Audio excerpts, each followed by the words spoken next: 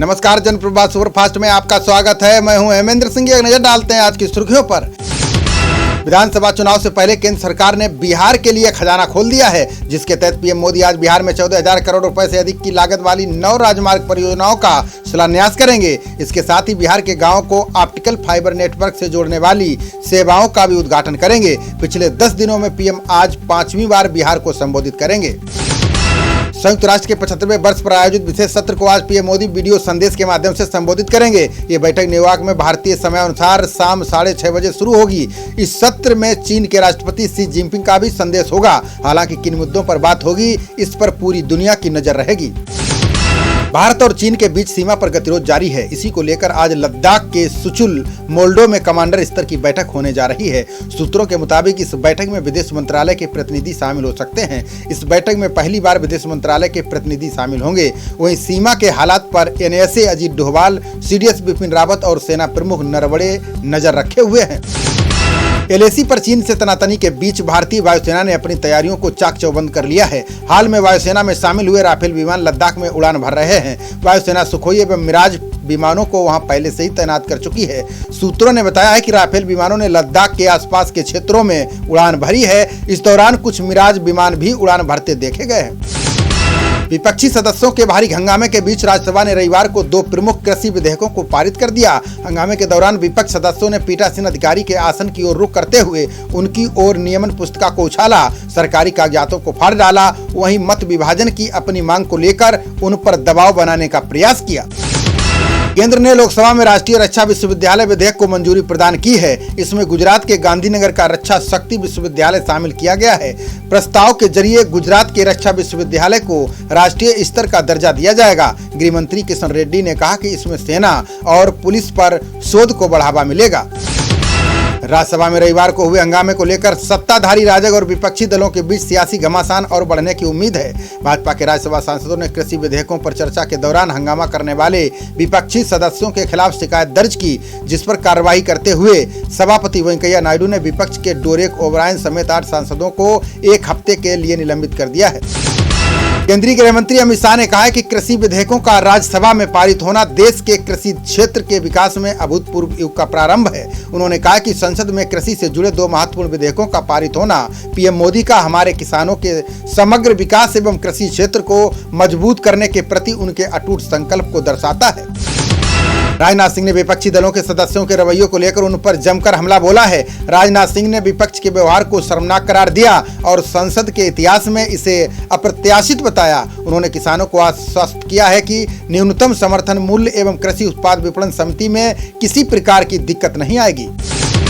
बिहार के मुख्यमंत्री नीतीश कुमार ने राज्यसभा के उपसभापति हरिवंश के साथ उच्च सदन में विपक्षी दलों के दुर्व्यवहार की निंदा की है। उन्होंने कहा कि यह संसदीय परंपरा एवं उसकी गरिमा के खिलाफ है। कृषि संबंधी 2 विधेयक पारित होने के दौरान विपक्षी सदस्य सभापति के आसन तक चले गए। इसके बाद उनके डेस्क पर रखी नियमावली को उठाकर हरिवंश की ओर फेंक दिया तथा दस्तावेजों को फाड़ दिया। संसद में कृषि विधेयकों के पारित होने के विरोध में किसानों ने हरियाणा में सड़क जाम कर दिया। राज्य में भाजपा की गठबंधन सरकार में शामिल जननायक जनता पार्टी के 2 विधायकों ने भी प्रदर्शन में हिस्सा लिया। वहीं कृषि विधेयकों के विधेयक में पंजाब में भी प्रधानमंत्री नरेंद्र मोदी का पुतला फूंका गया। केंद्रीय गृह मंत्रालय ने असम से संबंधित 3 अहम मुद्दों पर उच्च स्तरीय बैठक की। इसमें एनआरसी और 6 समुदायों के अनुसूचित जनजाति का दर्जा देने की मांग की गई है। साथ ही असम समझौते की महत्वपूर्ण उपधारा के कार्यान्वयन के लिए गठित समिति की रिपोर्ट पर चर्चा हुई। बैठक में गृह मंत्री अमित शाह, असम के सीएम सोनोवाल समेत शीर्ष अधिकारी शामिल हुए। कोरोना महामारी के चलते जीएसटी वसूली में आई गिरावट की भरपाई के लिए 21 राज्य कर्ज लेने पर विचार कर रहे हैं। जीएसटी परिषद ने पिछले दिनों हुई बैठक में राज्यों को जीएसटी की भरपाई के लिए कर्ज लेने के 2 विकल्प दिए थे। इस पर 21 राज्यों ने सहमति जताई है, जिसमें अधिकतर भाजपा शासित राज्य शामिल हैं। रेलवे ने आज से 40 किलोन स्पेशल ट्रेन चलाने की पूरी तैयारी कर ली है। ये ट्रेन 12 सितंबर से शुरू की गई 40 जोड़ी स्पेशल ट्रेन की डुप्लीकेट की तरह काम करेंगी। ज्यादा यात्री संख्या वाले रूट पर चलने वाली ये क्लोन ट्रेन अपनी मूल ट्रेन के मुकाबले स्टेशन से पहले रवाना की जाएंगी। इसके चलते ये मूल ट्रेन से तकरीबन 2 से 3 घंटे पहले यात्रा पूरी कर लेंगी। अनलॉक 4 की प्रक्रिया के बीच आज से कई चीजों में रियायत मिलने जा रही है। सांस्कृतिक, मनोरंजन, धार्मिक, राजनीतिक और सामाजिक कार्यक्रमों में 100 लोगों को मास्क लगाकर शामिल होने की इजाजत दी गई है। वहीं देश के 10 राज्यों में एहतियात के साथ 9वीं से 12वीं क्लास तक के छात्रों के लिए स्कूल भी खुलने जा रहे हैं। यूपी में कोरोना के बढ़ते मामलों के मद्देनजर कक्षा 9 से 12 तक के विद्यालय अभी नहीं खोले जाएंगे। दरअसल केंद्र सरकार ने अनलॉक 4 में 21 सितंबर से विद्यार्थियों को स्कूल में शिक्षकों के मार्गदर्शन के लिए बुलाने के लिए छूट दी थी, लेकिन बढ़ते कोरोना मामलों के कारण अभी प्रदेश में इस पर रोक लगाई गई है। भारत में कोरोना महामारी का कहर जारी है। देश में अभी तक 54,85,000 से ज्यादा मामले सामने आ चुके हैं। देश में बीते 24 घंटे में कोरोना के 87,392 मरीज सामने आए हैं, जबकि 1,135 लोगों की जान जा चुकी है। स्वास्थ्य मंत्रालय के मुताबिक देश में जान गंवाने वालों की संख्या अब 87,909 हो गई है। अभी 10,04,274 मरीज ऐसे हैं जिनका इलाज चल रहा है। दुनिया भर में कोरोना के संक्रमितों का आंकड़ा 3 करोड़ 12 लाख के पार पहुंच चुका है। वहीं अब तक 9,64,764 लोगों की जान जा चुकी है। वहीं अच्छी खबर यह है कि ठीक होने वाले मरीजों की संख्या 2,28,70,000 से ज्यादा हो चुकी है। फ्रांस में संक्रमण की दूसरी लहर सरकार के लिए भारी पड़ रही है। यहाँ रविवार को 10,000 से ज्यादा मामले सामने आए हैं। सुशांत सिंह मामले की जांच कर रही सीबीआई की टीम 7 दिनों के लिए आज फिर मुंबई रवाना होगी। फिलहाल सीबीआई को ऐसा कोई सबूत नहीं मिला है जिससे ये साबित होता हो कि उनकी जान ली गई है। सीबीआई अब दिशा सालियान के केस में इसका कोई कनेक्शन ढूंढने की कोशिश में है। हालांकि सीबीआई ने आधिकारिक तौर पर कोई बयान नहीं दिया है। गोवा के भाजपा नेता और राज्यसभा सदस्य विनय तेंदुलकर ने लव जिहाद को समाज के लिए अभिशाप करार दिया है। तेंदुलकर ने कहा है कि यह बहुत ही महत्वपूर्ण मुद्दा है। इसमें हमने अपनी बहुत सी बहन और बेटियों को लव जिहाद में खो दिया है। हर किसी को अपना जीवन साथी चुनने की आजादी है, लेकिन उसकी पृष्ठभूमि की जांच करनी चाहिए। फ्रांस में एक बार फिर कोरोना वायरस का संक्रमण तेजी से फैलने लगा है। इसने फ्रांस के अर्थव्यवस्था मंत्री ब्रूनो ली मैरी को चपेट में ले लिया है। मंत्री ने खुद की ट्वीट में संक्रमण होने की जानकारी दी है। मंत्री ने बताया कि उनमें संक्रमण की पुष्टि हुई है, लेकिन संक्रमण के कोई लक्षण नहीं दिख रहे हैं। फिलहाल मंत्री ने खुद को आइसोलेट कर लिया है। अमेरिकी व्हाइट हाउस के पते पर एक लिफाफे में जहर भेजने का मामला सामने आया है। व्हाइट हाउस ने बताया कि राष्ट्रपति ट्रंप के लिए आने वाली डाक में एक लिफाफा जांच के दौरान मिला है। इसमें जहरीला पदार्थ रखा गया था। फिलहाल शुरुआती जांच में रिसिन नामक पदार्थ निकला है। ये बेहद विषैला रासायनिक पदार्थ है। दिल्ली पुलिस ने किसानों के प्रदर्शन के मद्देनजर तैयारी शुरू कर दी है। दिल्ली के सीमावर्ती इलाकों में पुलिसकर्मियों की तैनाती की गई है। इसमें दिल्ली से सटे यूपी गेट, मयूर विहार, हरियाणा और गुड़गांव के फरीदाबाद बॉर्डर शामिल हैं। पुलिस उपायुक्त जसमीत ने बताया है कि कृषि अध्यादेशों के खिलाफ किसानों के विरोध के चलते तैयारी की गई है। कांग्रेस ने मध्य प्रदेश उपचुनाव की तैयारियों के बीच सचिन पायलट को लेकर ऐलान किया है। कांग्रेस अध्यक्ष कमलनाथ ने कहा है कि पायलट ग्वालियर और चंबल में चुनाव प्रचार की जिम्मेदारी संभालेंगे। बीजेपी से सिंधिया और कांग्रेस से पायलट एक दूसरे के खिलाफ चुनाव प्रचार करेंगे, जबकि दोनों घनिष्ठ दोस्त हैं। यूपी की सरकारी नौकरियों में भर्ती को लेकर सीएम योगी आज बैठक करेंगे। इसमें सभी विभाग के प्रमुख सचिव, आयोग और भर्ती बोर्ड के प्रमुख शामिल होंगे। बताया जा रहा है कि इस बैठक में यूपी को लोक सेवा आयोग की तर्ज पर भर्ती प्रक्रिया करने पर चर्चा होगी। इसके अलावा सभी विभागों में खाली और सृजित पदों की समीक्षा की जाएगी। मेडिकल कॉलेज में पढ़ाई करने वाले पीजी के छात्रों पर केंद्र सरकार ने बड़ा फैसला किया है। अब एमडी और एमएस सहित अन्य कोर्स के छात्रों को जिला अस्पतालों में ड्यूटी करना अनिवार्य होगा। यहाँ मेडिकल छात्रों को 3 महीने अपनी सेवाएं देनी होंगी। इसके बाद ही उन्हें अंतिम वर्ष की परीक्षा में बैठने की इजाजत दी जाएगी। राजस्थान में बेटी बचाओ बेटी पढ़ाओ अभियान पर बड़ी घोषणा की गई है। झुंझुनू जिले के सरकारी स्कूलों में टॉप करने वाली बेटियों के सम्मान में लाडो सम्मान वाटिका बनेगी। इसमें टॉपर सहित 10 बेटियां शामिल की जाएंगी। इन टॉपर बेटियों पर जिला प्रशासन वाटिका में पौधा लगाएगा, जिसकी देखरेख जिला प्रशासन करेगा। देश में स्वदेशी कोविड टेस्ट के लिए किट विकसित की गई है। इसका नाम फेलुदा रखा गया है। इस किट से कोरोना वायरस टेस्ट रिपोर्ट 2 घंटे में आती है। वहीं drugs controller general of India ने कोविड-19 जांच के लिए फेलुदा की लॉन्चिंग को मंजूरी प्रदान कर दी है। CSIR ने कहा है कि अत्याधुनिक स्वदेशी किट है। कोरोना महामारी के बीच यूपी की योगी सरकार ने कोविड ऐप लॉन्च किया है। इससे कोरोना संक्रमित मरीजों को रिपोर्ट पाने के लिए इधर उधर भटकने की आवश्यकता नहीं होगी।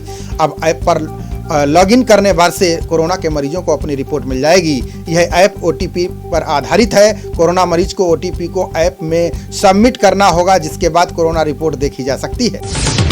आरजेडी नेता तेजस्वी यादव ने बिहार की नीतीश सरकार पर निशाना साधा। उन्होंने कहा कि बीजेपी की नीतीश सरकार बिहार के लिए खरपतवार बन चुकी है। उन्होंने कहा कि बिहार की खुशहाली और बेहतरी के लिए अब की बार इस खरपतवार को उखाड़ फेंकना होगा। तेजस्वी ने लोगों से नीतीश सरकार को बाहर करने की अपील की है।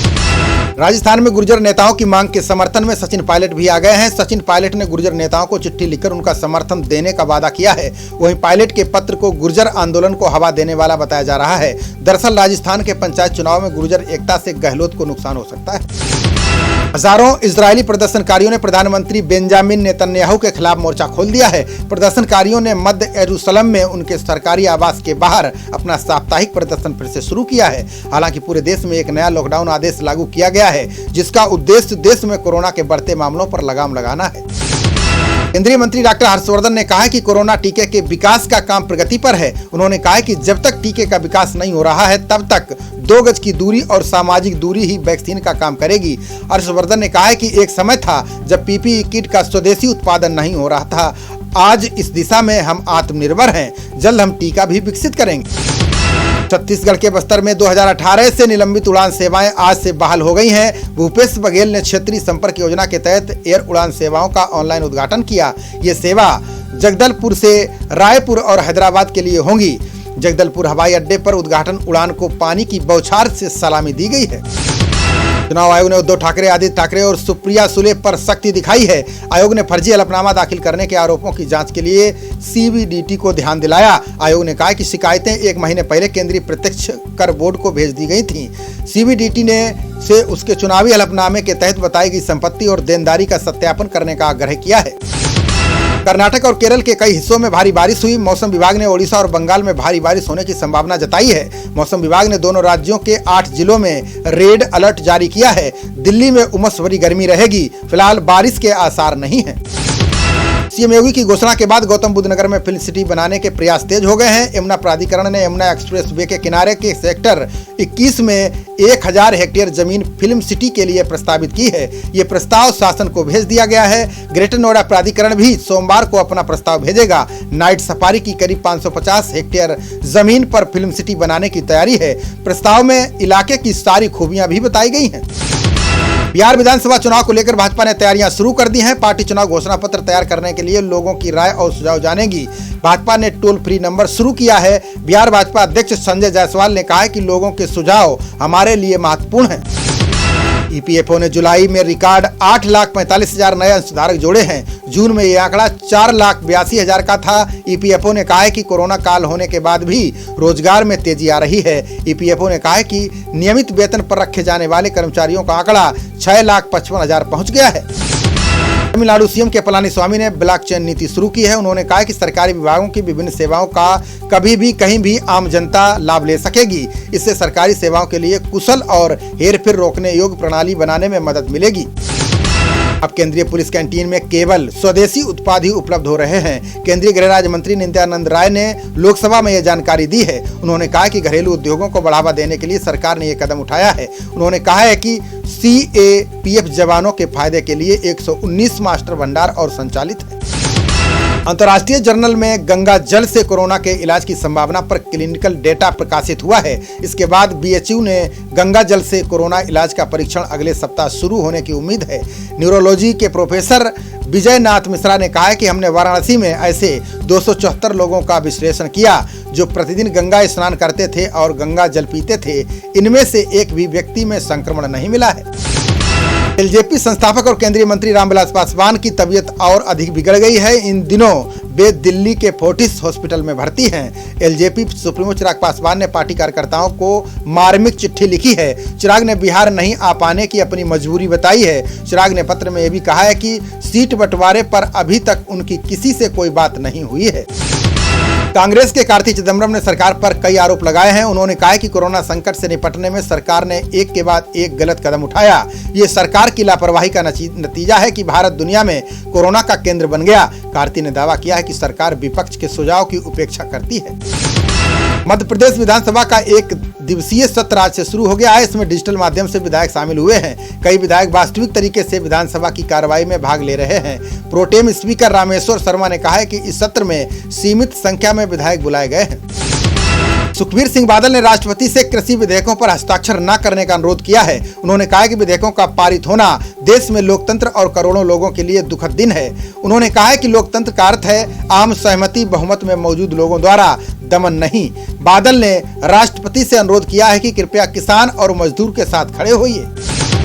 असम में पुलिस उप निरीक्षक पद के लिए आयोजित की गई लिखित परीक्षा का प्रश्न पत्र लीक हो गया है। परीक्षा शुरू होने के चंद मिनट के बाद ही इसे रद्द कर दिया गया है। प्रश्न पत्र लीक होने के बारे में तत्काल मुख्यमंत्री सर्बानंद सोनोवाल को जानकारी दी गई है। मुख्यमंत्री ने डीजीपी को मामले की जांच करने के आदेश दिए हैं।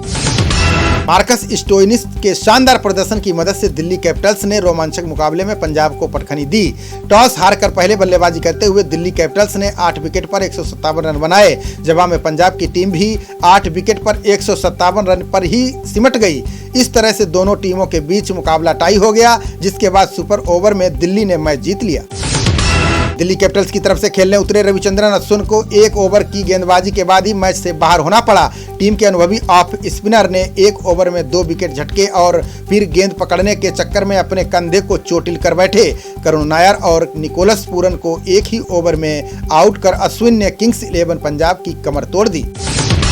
आईपीएल में आज रॉयल चैलेंजर्स बेंगलोर और सनराइजर्स हैदराबाद के बीच मुकाबला होगा। दोनों टीमों में ऐसे विस्फोटक बल्लेबाज हैं जो अपने दम पर मैच का रुख पलट सकते हैं। कोहली ने पिछले कुछ सत्र में हमेशा शानदार प्रदर्शन किया है, लेकिन पहली बार खिताब जीतने का उनका सपना तभी पूरा होगा जब टीम हर विभाग में अच्छा प्रदर्शन करेगी।